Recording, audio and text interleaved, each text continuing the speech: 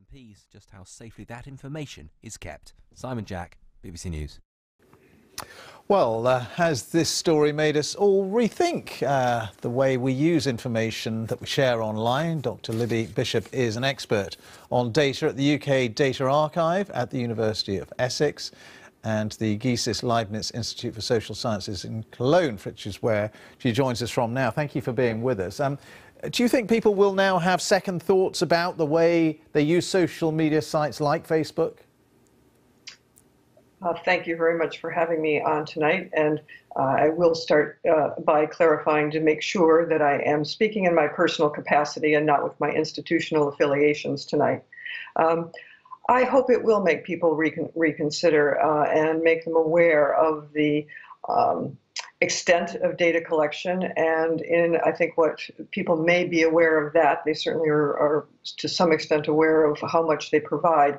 It is the onward use of data. It is the passing on of data from the original point, whether it's being used for Facebook or other platforms, but it's the further selling, usually selling of that data on to third parties that I think most people are quite unaware of.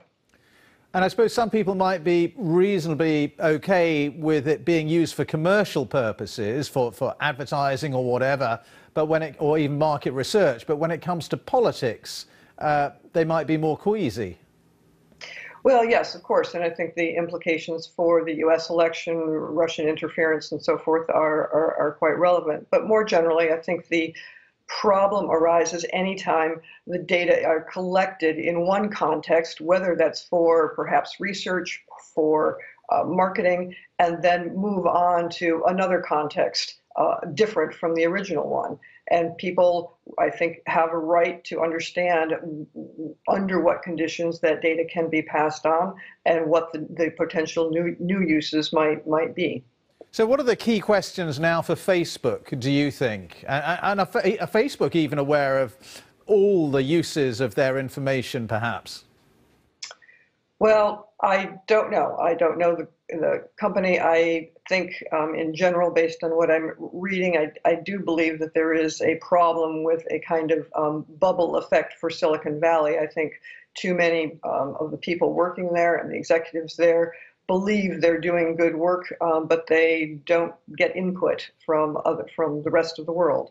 What questions should they be asking? Well, you can come back to really quite fundamental questions about ethical questions in any domain, whether it's data or anything else. There are different perspectives one can use, but there are questions about justice. Is what you're doing fair? Does it have unequal effects or impacts on some people, on others? So justice is one. A second principle is beneficence. Most people know it from something like do no harm, but understand the consequences for damage, how much harm can certain kinds of data do. And a third principle is respect. I think this, to me, is absolutely fundamental. This has to do with the idea of respecting people's autonomy and not treating them as means to other ends. And once you start seeing people solely as a tool for marketing, something to commercialize, data to be sold to increase profits, you have violated a quite fundamental ethical principle about respecting people's autonomy. Do you think in some ways people have been naive about the way they almost put their lives on Facebook, but other social media too, Twitter, Instagram? And will this now, this whole episode, will it perhaps change people's behaviour, the way they use social media? Well, there's a fair bit of research on what is sometimes called this privacy paradox. People claim to be concerned about privacy, and yet they don't take the most stringent actions to control privacy, to change default settings, to not put up data in the first place. It is a mixed picture. I will say I think there is room for many to take more responsibility in this area, but I don't believe it should fall on the shoulders of individuals to make detailed decisions on every instance to ensure that their data are safe. This is a quite strong movement in the US.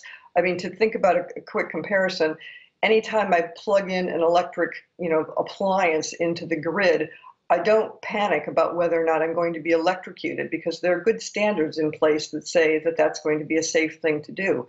I don't test my water from every tap in my home thinking that from one tap it might be safe, from another one it could be dangerous.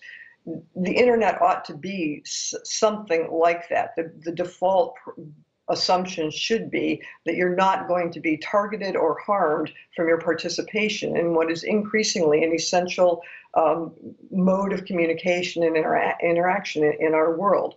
So I think we are going to need far more extensive government regulation to bring that kind of world about. All right, well, very good to talk to you. Thank you so much for your thoughts and analysis. That's Dr. Libby Bishop there, a data specialist. Thank you.